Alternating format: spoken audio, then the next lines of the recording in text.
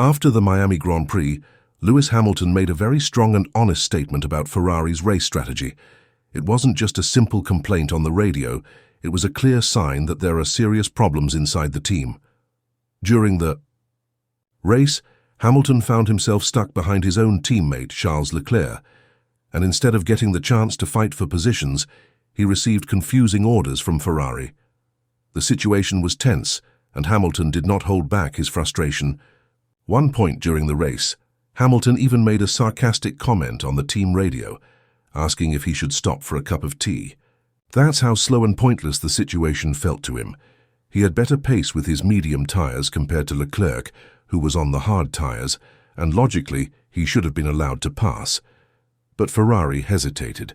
Instead of letting him go ahead, they told him to stay behind and use Leclerc's DRS.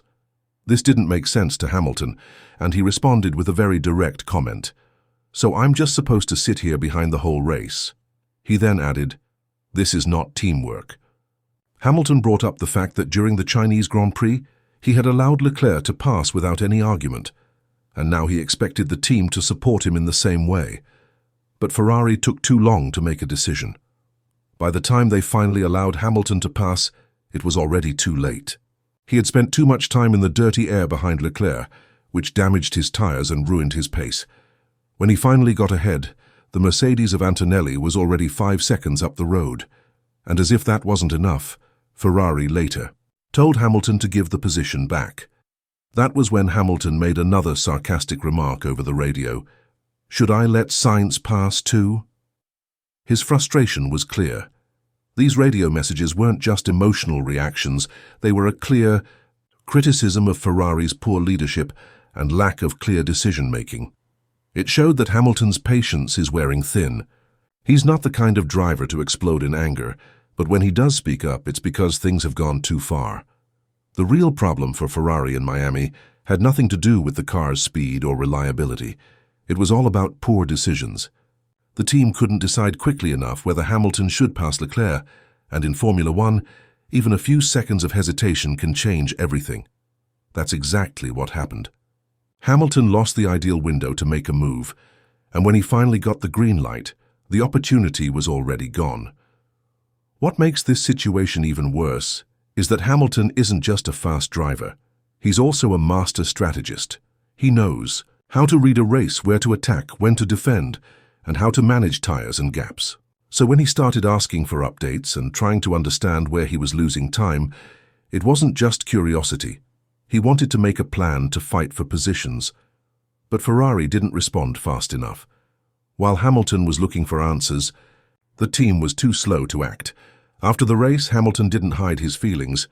He said, "You have all the data, so make a decision. Make it fast. We're in the car, processing 1,000 things."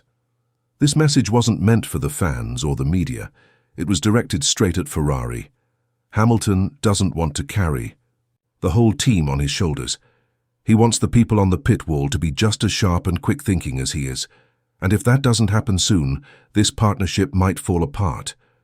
Things got even more serious after the race ended. The mood inside the Ferrari garage was very tense. Team principal Fred Vasseur went directly to Hamilton's garage to talk. It was supposed to be a calm conversation, but it quickly turned into a tense exchange. Hamilton, in a very calm but firm way, placed his hand on Vasseur's shoulder and said, "Relax, man, don't take it so seriously." On the surface, this might sound like a light comment, but in Formula One, words carry a lot of meaning. What Hamilton was really saying was, "You messed up badly and now you're trying to play it down." Hamilton's message wasn't loud or angry. He was calm, sarcastic, but very clear. He didn't need to shout to make his point. And that's what made it even more powerful. Later, Hamilton explained that he used sarcasm because the situation needed to be addressed. That's when many people realized the problem at Ferrari is more serious than it looks.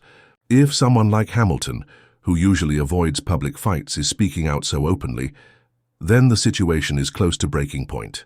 Vasseur later said he understands Hamilton's frustration and admitted that making decisions on the radio during a race isn't always easy.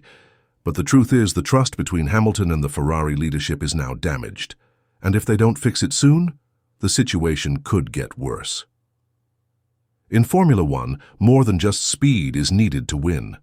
A team needs strong leadership, and right now Ferrari is missing that. When a driver starts to doubt his team's direction, it affects everyone in the garage.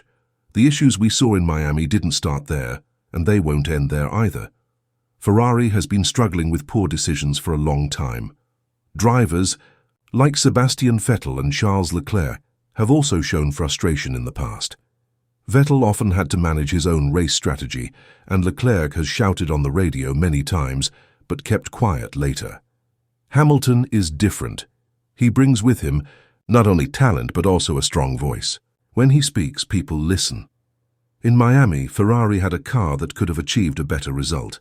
The car was not the worst on the grid, but because of hesitation, poor communication, and a lack of clear strategy, they lost time, wasted tires, and ended up looking like a team that doesn't know how to handle two top drivers.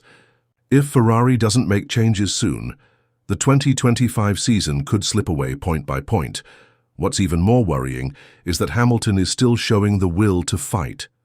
Even when stuck behind his teammate, even when using up his tires for nothing, even when being given confusing orders, he kept asking for lap times, trying to find where he was losing ground. This shows he still believes in the fight, but Ferrari seems unable to match his mindset. And that gap in mentality could turn what was supposed to be a dream partnership into a major disappointment. Ferrari must understand that they didn't just hire any driver. They brought in a 7-time world champion, someone who knows exactly what it takes to win and how a top team should operate.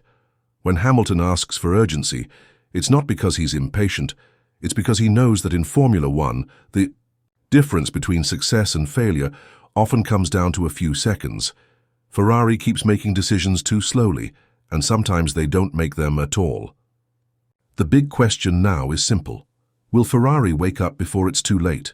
Or will they keep putting out fires while teams like McLaren, Red Bull, and Mercedes move further ahead? One thing is very clear. Hamilton didn't come to Ferrari to play a supporting role, he came to win.